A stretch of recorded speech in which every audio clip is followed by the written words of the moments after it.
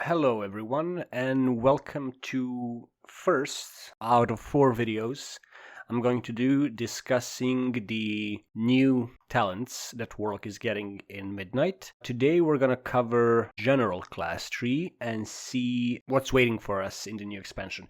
Right off the bat I can say that Warlock is heading in the right direction when it comes to the general tree. There are some good quality of life improvements, but there's also a lot more that needs to be done to our tree. Starting from the beginning, this is mostly like these 5 talents are mostly just been rearranged. Fell Domination is now in line with Burning Rush, and it's a must, so you have to pick it, as well as Burning Rush, which is kind of okay, I guess, but counterintuitive when it comes to Grimoire of Sacrifice, which is unfortunately still present for Destruction and Affliction in its horrible form. So besides that, entire tree has lost all DPS increase talent points, which is great, something that I've mentioned in my video going over the general tree before. We really don't need damage amps in a general tree as a DPS spec. This should be utility only, and now it is. These talents are still here. They're mostly talent point soaks.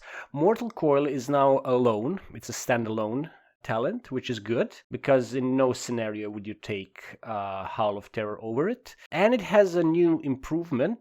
It's not too strong, it's not too weak, it's kind of balanced. Our Soul Leech usually ramps up at a 0.2% every 1 second, so this gives us basically 5 seconds of Demon Skin instantly, so it's kind of good. Banish has been changed, like the position has been changed. Now, an interesting thing is that what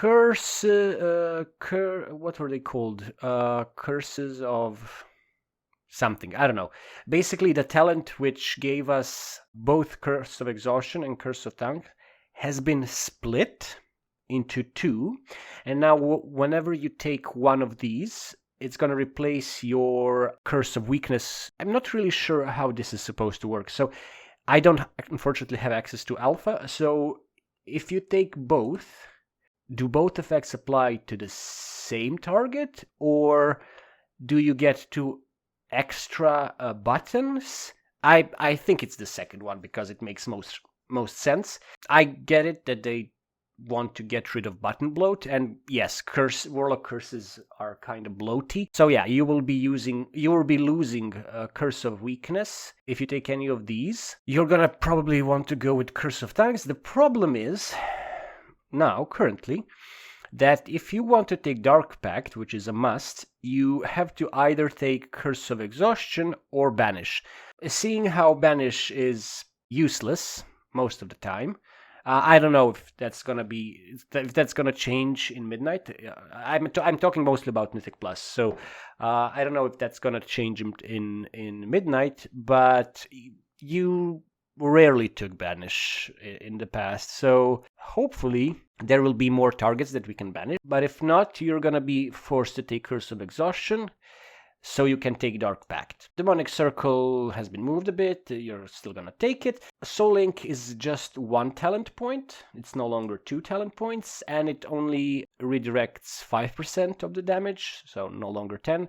I mean, Soul Link is now super weak, as opposed to what it once was. We still have choice nodes for Dark Pact. This is a new talent. Dark Pact also shields our primary demon at 50% effectiveness. I don't really know if our demons are gonna start taking AoE damage or something in Midnight, but historically, demons don't really need to be shielded, and you most certainly won't ever use Dark Pact to shield your demon. This is completely useless. This is a dead talent.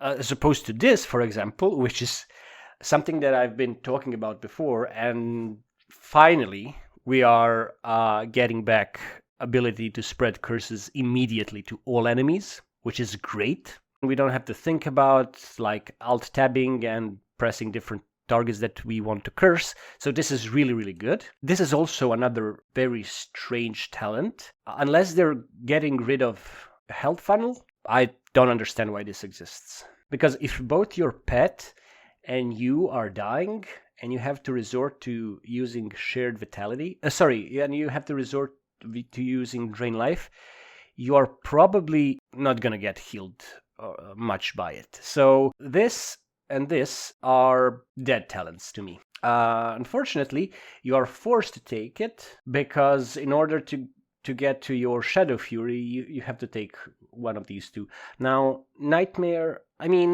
Horrify could potentially be useful, because it gives us, I don't know, it makes Fear useful, I guess. And you're going to take Abyss Walker, because why not? Now you have access points. I think you can take, you can take either Fell Pact or Fiendish Stride. And then you get to these talents. This is mandatory, basically. Now, Shadow Fury is not going to be mandatory, of course, for PvE. For raiding, sorry. It's still mandatory for M+. And now we have another choice node, which is strange, because we have 3 choice nodes leading from one another. Dark Fury, which we already have, and a new mysterious talent that is still not implemented. Now, if you take Howl of Terror, you can't take Dark Fury because there's no interaction. So either Dark Fury is going away, hopefully, or this is basically just a placeholder and something else is gonna be put there. What I'm hoping for is implementation of instant Shadow Fury. So so a talent that says your Shadow Fury is now instant. Otherwise, I don't know how Howl of Terror is going to benefit from any of these 2 talents, because it's very, very strange to have choice node go into choice node. Now, on the far left side, we get Swift Artifice as a must, because it helps us take Pact of Gluttony, so this is a must-have, which is really good, because Swift Artifice is honestly very good, and I'm glad that we have a clear access to it now. As I mentioned earlier, Drain Life is gonna be very good with this. I guess this is just a bug on Wowhead, but this should probably say channels 100% faster, restore health 100% faster. Combine that with Soulburn. This is gonna be very powerful self-heal. Soulburn with Gorefiend's Avarice, it's gonna give us a huge shield, and it's going to heal us for quite a lot. So we historically don't have a good way to deal with rot damage in PvE when healers are overburdened or whatever. So these 2 are going to make that a thing of the past. By the way, unlike other classes, we're currently losing none of our defensive capabilities. The only thing we kind of lost is maybe 5% damage reduction from Soul Link. Fell Synergy is also still here. And now we have something that I'm hoping is going to be our utility talent. Now, it's not what I was hoping for. Obviously, it's not our raid buff, but it's better than nothing. I still hope they will give us a raid buff before expansion launches. I doubt it, but I hope. And that's Blight of Weakness. So this is basically Curse of Weakness on steroids. That's very strong. With the approach Blizzard is taking currently with class design and encounter design in Mythic Plus, and with the simplification of crowd controls, interrupts, and so on, I reckon we're going to see much less casters in dungeons and much more physical damage dealers or like tank mobs. We're gonna probably see a lot of auto attacks, because let's not forget, just a patch ago there were a lot of tank busters. I really doubt they're gonna add more tank busters now. So that only leaves us with mobs that are gonna chunk tank a lot by auto attacking, and of course other tank debuffs. But basically this could become very powerful in Mythic Plus. Now this is another very good talent. So we can now use Gateway twice before triggering a cooldown, which is super great for our mobility. It also reduces cast time of our Demonic Gateway, which I guess it's a nice thing, but in 95% cases I'm always soul burning when casting Demonic Gateway in Mythic Plus, and even in Raid, and in PvP, like in Arena. So I'm not really sure if we need cast time reduction, but it's welcome. It's a welcome thing. Now, demonic resilience is unfortunately still here. It still reduces, it reduces chance we will be critically struck. Now, in PvE, you cannot be critically struck. In PvP, critical strike damage is reduced by 50%, if I'm not mistaken. So, critical strike is pretty much something that no spec really stacks, other than specs that need critical strike to function, like Fire Mage, but I think even they don't stack it. So this is really bizarre. How is this a final tier talent? And another thing, all damage your primary demon take is 15%. In no relevant PvE scenario should our demon be dying from enemy damage. I guess this could be useful in Delves if you're playing Demonology or if you're playing your Voidwalker. But again, this is so weak and shouldn't be anywhere near final tier talent level. I mean, why is Blizzard currently so obsessed with our demons' survivability? Like, our demons aren't dying. I mean, when they are dying from AoE damage, that's a bug. There are scenarios where our demons die. There are scenarios where our demons are targeted by enemies, but in most cases, those are oversights or bugs. So, giving us not 1, but 4 talents to increase our demon's survivability is downright bizarre. I mean, if we already need a talent called Demonic Resilience that's gonna do all this, like reduce damage our primary demon takes, gives us 50% Dark Pact on our demon, heal our demon with Drain Life, this could all be 1 talent point. And it could sit here. Now our demons can't die, which is useless because our demons aren't dying anyway.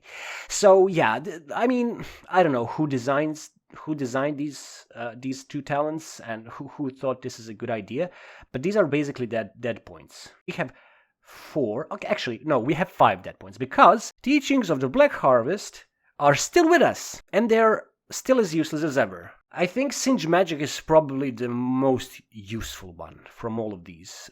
The rest is just useless. Compare the power of this to this. It's incomparable. This is a dead path. So you basically have 5 talent points which are completely useless for 99% of the content. That's why I said at the beginning that this tree needs a lot more work. So if you take everything relevant, even then you're left with 1 additional talent point. I mean, I'm not protesting this. I'm only saying that our class tree doesn't have any flexibility. You're always going to take the same talents. Why is Blizzard insisting on adding these strange challenges beyond me? Oh, and one more thing, when we're talking about critical strike and reducing chances of being critical strike, for some reason, for some strange, bizarre reason, someone at Blizzard or someone who is developing Warlock is having this strange obsession where they need to protect us from critical strike. This reduces chance we will be critically struck by enemies by additional 10%. So who got hurt by critical strike on Warlock development team? But there is an obsession with critical strike chance reduction for our enemies. So this second part of this talent of Blight of Weakness is useless. Maybe it's going to be good against fire mages. Maybe you're going to build this and this when you're facing fire mages in arena. My final verdict is that our tree is definitely moving in the right direction. This is much better than what we have right now, and you're really forced to take damage amplifiers because otherwise, I mean, you're losing on damage. They added some very strange talents, and they kept even stranger talents. They have to get rid of this. Like, we need more meaningful choices. Maybe a talent that makes our demonic circle cooldown less, or maybe they could add that talent which reduces cooldown of an ending resolve whenever we take damage here. I don't know, this could maybe become a mass drain life or something. This, I mean, I don't know how much you can buff Dark Pact without going overboard or making it too mandatory, but maybe this could be tied to banish, make it so our banish now also banishes humanoids or, I don't know, mechanicals or beasts or something to make it more useful. Maybe this could be link to Mortal Coil again, like increase range of our Mortal Coil or something. I don't know. Currently, there are a lot of dead ends, and this needs a second and maybe even a third pass, because currently it's really not finished. It's not finished.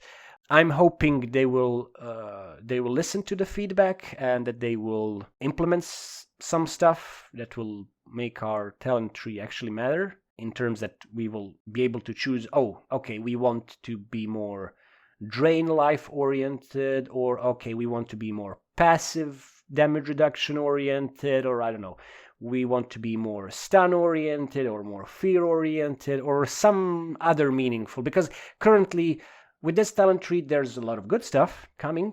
As I said, we kept our defensive capabilities, we kept our mobility, we even improved upon it.